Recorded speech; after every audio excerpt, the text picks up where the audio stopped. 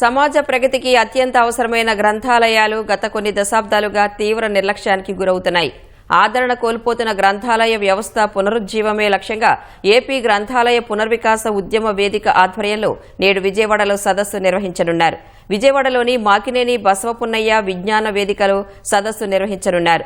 ప్రభుత్వ తోడ్పాటుతోనే పౌర గ్రంథాలయాలకు పునరుజ్జీవం వస్తుందంటున్న ఆంధ్రప్రదేశ్ గ్రంథాలయ పునర్వికాస ఉద్యమ వేదిక ప్రతినిధులతో మా ప్రతినిధి కనకారావు ముఖాముఖి.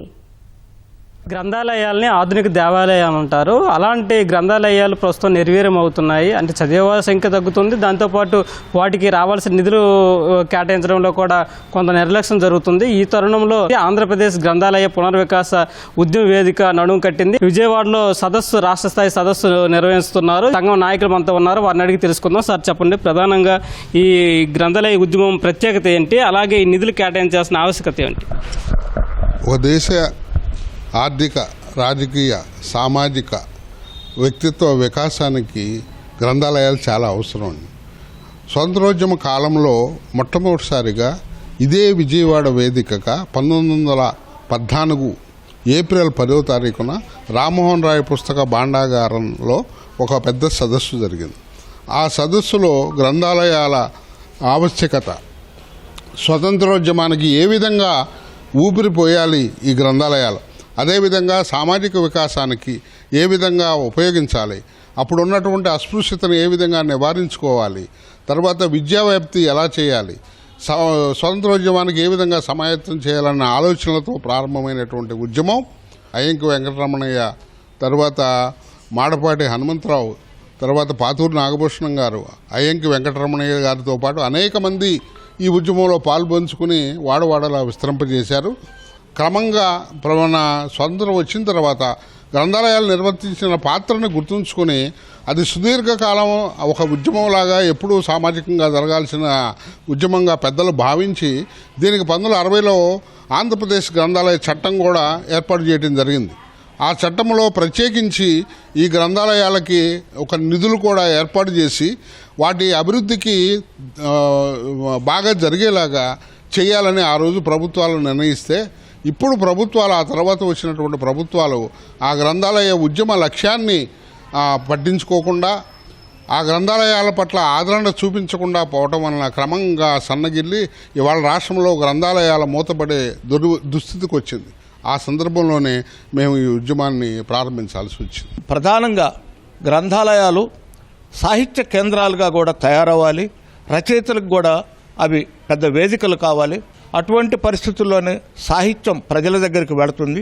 ప్రజల దగ్గరికి వెళ్ళాలంటే గ్రంథాలయాల ప్రోత్సాహం, ప్రభుత్వ ప్రోత్సాహం ఉండాలి. ఇప్పుడు అనేక గ్రంథాలయాలు మూతపడిపోతున్నాయి, మూతపడబోతున్నాయి. కాబట్టి ఈ తరుణంలో గ్రంథాలయాల అభివృద్ధికి పాలకపక్షాలు ఖచ్చితమైన, నిర్దిష్టమైన చర్యలు తీసుకోవాలి. ప్రస్తుతం ఈ గ్రంథాలయ వ్యవస్థకు సంబంధించి ఇతర రాష్ట్రాల పరిస్థితి ఎలా ఉంది, ఆంధ్రప్రదేశ్లో ఎలా ఉంది? గ్రంథాలయ వ్యవస్థనే కాదు, మొత్తం పాఠశాలకు సంబంధించినటువంటి భాషకు సంబంధించి, పుస్తకాలకు సంబంధించి స్కూల్స్, కాలేజీ, యూనివర్సిటీల్లో కూడా గ్రంథాలయాలు లేకుండా, గ్రంథాలయ పీరియడ్స్ లేకుండా చదవకుండా చేసింది 2 తెలుగు రాష్ట్రాల్లో ప్రభుత్వాలే.